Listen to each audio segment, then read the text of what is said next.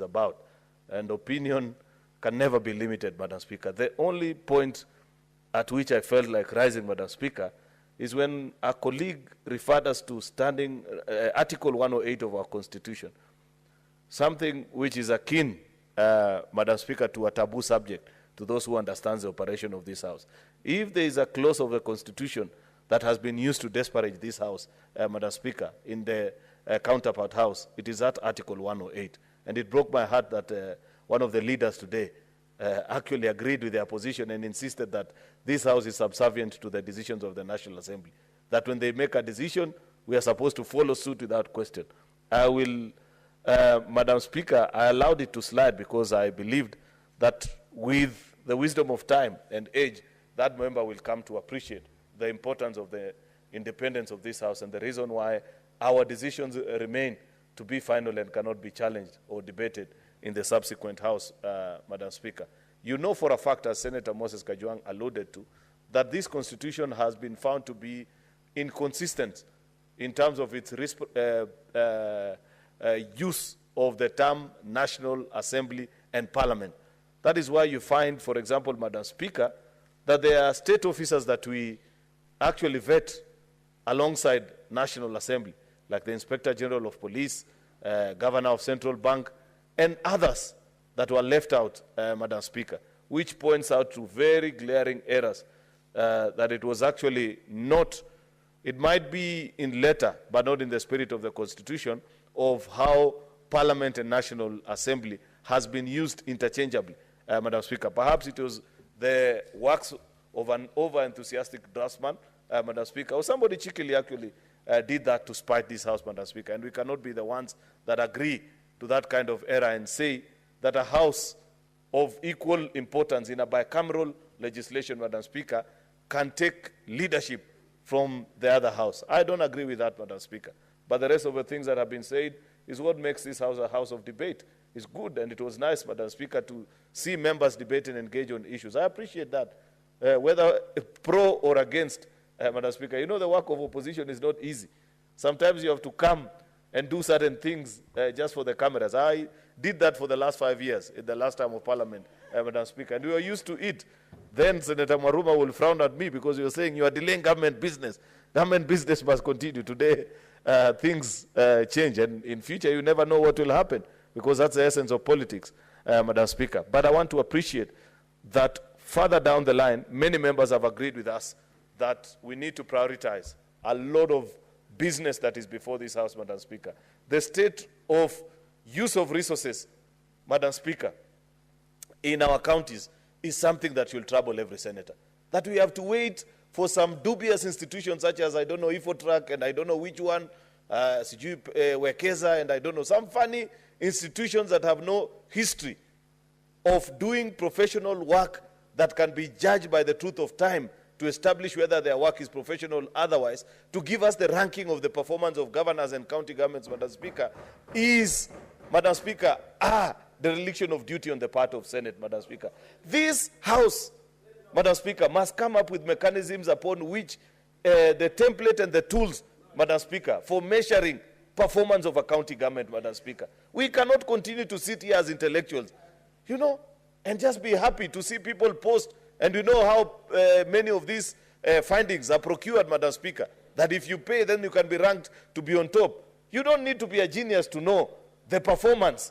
If, for example, Governor George Natembeya was performing as well as that opinion poll wants to show us, Madam Speaker, then he'd be making news, Madam Speaker, for the things that he's doing in Trans Nzoia and not for the insults that he is spewing. I have a particular problem, Madam Speaker, with leaders and governors who are known more for their political jabs more than their performance at county level. And in that I include even respected leaders like Senior Counsel James Orengo, Madam Speaker. If as a county governor, the only thing that people read about you is what you have said about what is happening nationally, but nothing about industries in your county, how you have increased on-source revenue, Madam Speaker, then there is a problem in your county.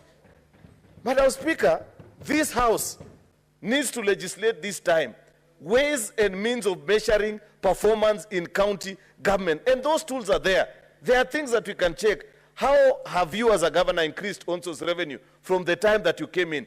How have you reduced deficit, Madam Speaker, in terms of fiscal expenditure between recurrent expenditure and what you spend in development, Madam Speaker? What is your corruption index? How have you reduced pending bills? Are you accruing more or less? Surely, Senator Heidi, are those difficult things that you at Budget and Finance Committee cannot lead this House into establishing those things, so that we have to resign to some dubious institutions to tell us how county governments are performing? As a House, Madam Speaker, we must do better, Madam Speaker. Therefore, Madam Speaker, I agree that we have very serious legislative work ahead of us this time. Therefore, I want to plead with colleagues that let us conclude on this business, determine the House Business Committee. They get down to work immediately, despite the fact that it is 5:58.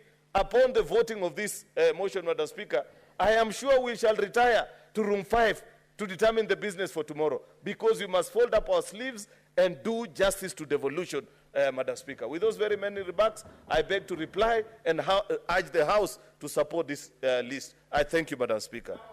Thank you, Majority. Thank you, Majority Leader, for that very passionate response and reply to the motion that is on the floor of this House. I want to request Sergeant at Arms to ring the division bell for 3 minutes. For 3 minutes.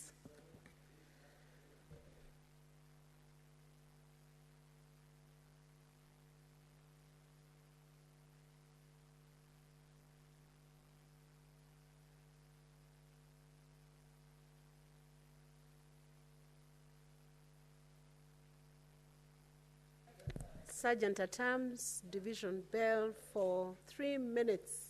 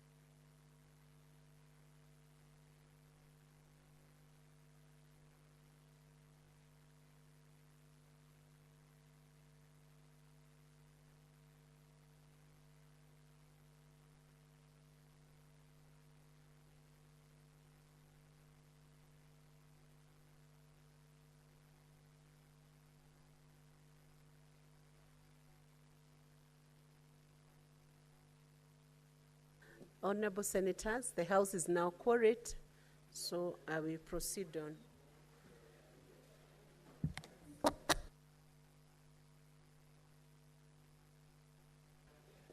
Honorable Senators, pursuant to Standing Order 84-1, I hereby make a determination that this matter does not affect counties, and I now put the question that pursuant to standing orders, you can take your seats, Honorable Senators.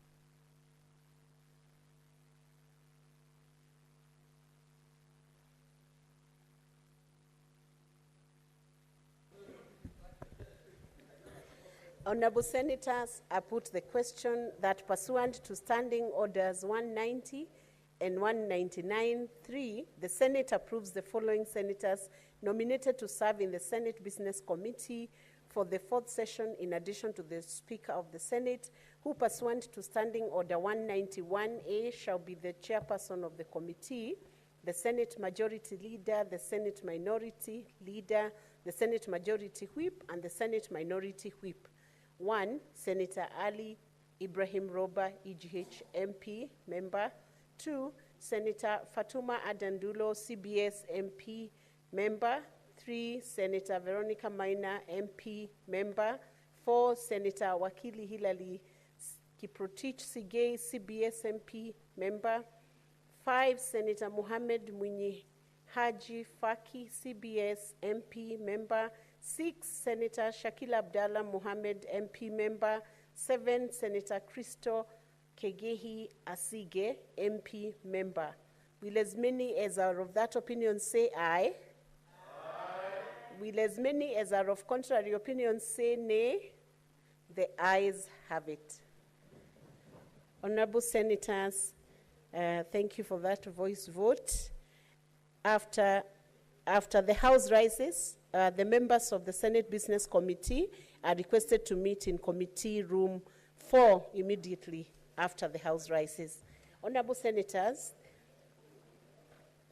this is the conclusion of the business of the day, and there being no other business on the order paper, the Senate stands adjourned until tomorrow, Wednesday, 12th February 2025 at 9:30 a.m. Thank you.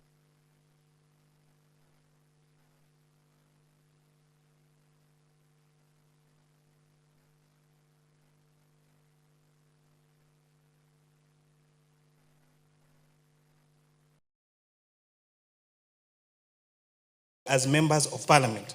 So 1, unless disqualified under clause 2, a person is eligible for election as a member of parliament if the person A, is a registered voter, B, satisfies any education, moral and ethical requirements, C, is nominated by a political party or is an independent candidate who is supported. And therefore, even the reference to that article of the